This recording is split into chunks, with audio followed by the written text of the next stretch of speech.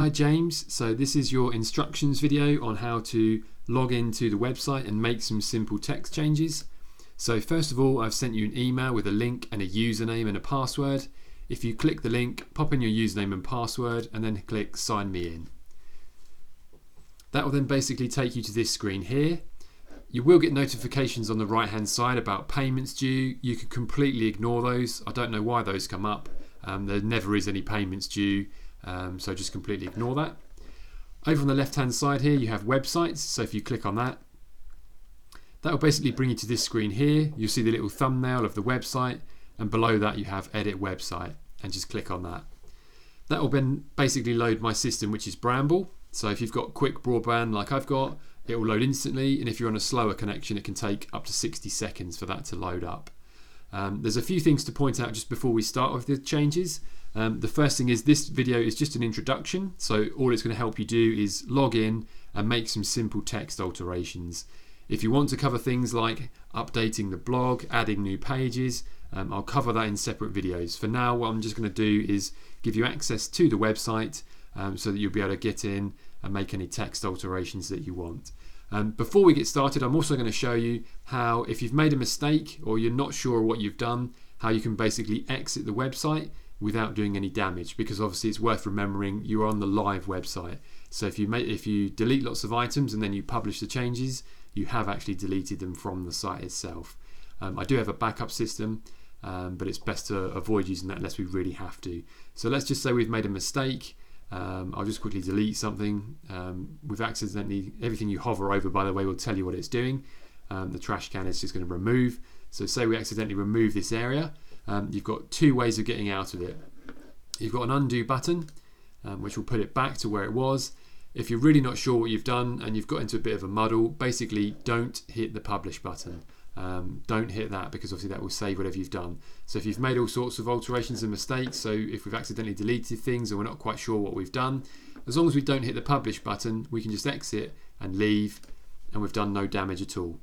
So feel free to just watch that back again, because it is quite important. I have a few people sort of accidentally deleting home pages and sliders and breaking links and doing all sorts of things wrong, and if they then hit publish, obviously that does actually save and publish those changes. So you've got the undo button and you can exit and do no damage at all as long as you don't hit publish. So I just wanted to show you that first.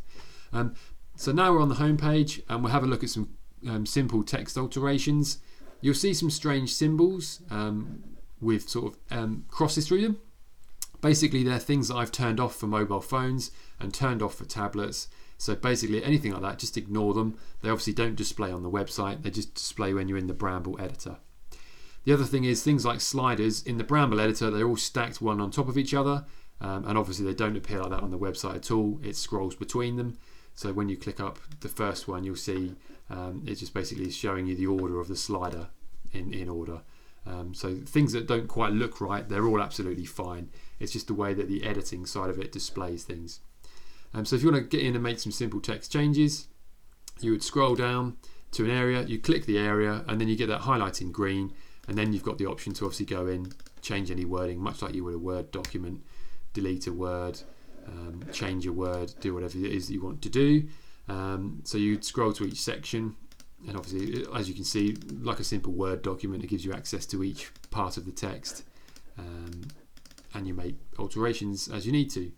A couple of things to mention with that though is I've had a few customers who, when they get access to the editor, they go over to the right hand side here, they start changing all the fonts, making all the fonts larger, and playing around with things.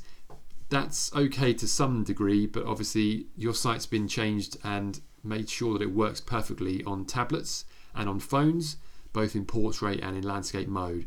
So if you go through and start altering all of the fonts and all of the font sizes, that is obviously then going to break those versions of the websites that are displaying correctly. So my advice would be, don't change the fonts and don't resize anything. Just concentrate on making simple text alterations, additions and changes within here, because then we know at least that on the iPads and on the iPhones everything's going to display normally. If you want to cosmetically change fonts and look at that side of things, obviously that's a conversation we can have and I can help you to do that, but make sure they're still compatible with phones and with tablets. So I just want to mention that. So yeah, straightforward. Again, you get sections like these little boxes with the text alongside it is all repeated below, because that's the version that comes up on the mobile phone.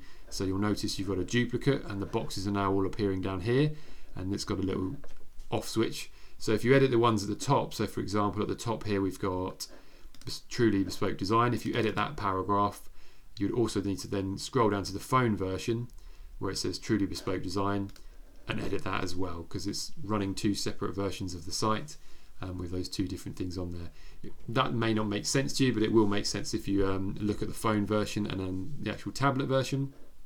And this is the one that displays on tablets and computers. And then the one down the bottom here is exactly the same, but this is the one that displays on the phone, which is why they're all stacked up like this. So yeah, things like that are a bit confusing, but just basically have a little look around each page. And again, everything you edit, if you wanted to change the testimonial, you could just paste a whole new one in if you wanted to. Another thing not to change is these bits here. So every page has got a little H1 heading with some very good keywords in to help Google and your rankings. So if you go and remove all of these words, that's going to have an impact on your SEO. So in general, don't interfere too much with the SEO or the keywords, and all the SEO that I've done has been done and submitted to Google, so don't go and undo and take those out. Again, just concentrate on text changes. So that's the home page and navigating around that. I hope that makes sort of sense, and again, feel free to watch the video back if it doesn't. To navigate between different pages, you have a whole list of pages that are on the website. Most of them are named for SEO reasons, so they've got lots of good keywords in the name. And other pages are just literally things like a project or a testimonial. It should be basically fairly easy for you to find the page that you're trying to edit. So let's just go to a random page. Let's just say the testimonials page. You choose the page. We don't want to make any changes and save anything we've done to that page, so we'll just say OK. And again, the testimonials page would then come up. You can move and swap images around. So for example, if you decided this image would be better there, you've got the move button. Sometimes you have to start with the left-hand one and move it right. Sometimes it won't let you drag them the other way around, but there is options for you to go through and change the order, change the captions, and obviously change and tweak testimonials as you want to reword and change bits. You can do that. If you get another testimonial you want to add to it, the easiest way to do that is to take the last testimonial that was on there, and then you have a duplicate option. Click that, and that's basically put a copy of that one. So you've now got two of the same. This could then become your new testimonial, where you input all your details, put the person's name. So what you just basically duplicated the previous one. It keeps all the formatting the same. It makes it a little bit easier for you to do that. Again, watch that back if that doesn't make sense, but effectively you're just taking the previous testimonial, making a duplicate, and then putting all the new details in, so you haven't lost the old testimonial. And again, if we don't want to save those changes because we've made a bit of a mess, we can just leave without hitting the publish button, and then you've done no damage to that page. So go and have a little look around and experiment. One page that I will just go through, which is important, is the gallery page. This is the page where we had a lot of trouble getting it to fit and behave as we wanted to on phones and on iPads in particular. So you've got access to this page. The only thing I would not do with this page at the moment is go and change and drag the order of the images around, because it now fits perfectly after quite a lot of fiddling around. It's a bit like a jigsaw really to get it to fit due to the length of the captions. But again, you could go in and just change the odd word in the captions. You could scroll down. And like I mentioned before, ideally with this page what you'd want is either smaller captions, so all the text fits on the one line, or longer captions so that all the text ends up on two lines. It's sort of about balancing the characters out for those. But for now it works perfectly on every device. So like I say, don't change the order, but you could obviously go in and change the odd word here and there as you wanted to. So yeah, hopefully that video covers most of the things that you'll need for now. At least gives you access to the website, so you can get in and make some simple text changes. As mentioned, it's best to not go mad and try and redesign and restyle everything. That's obviously best left as it is in terms of how it's optimized for phones and tablets. Don't forget you've got the undo button, and if you get really stuck, remember, just don't hit the publish. Always exit without publishing, and you won't do any damage at all. If there's anything else you want to know, I can cover that in another video for you, or obviously we can meet up and discuss that further.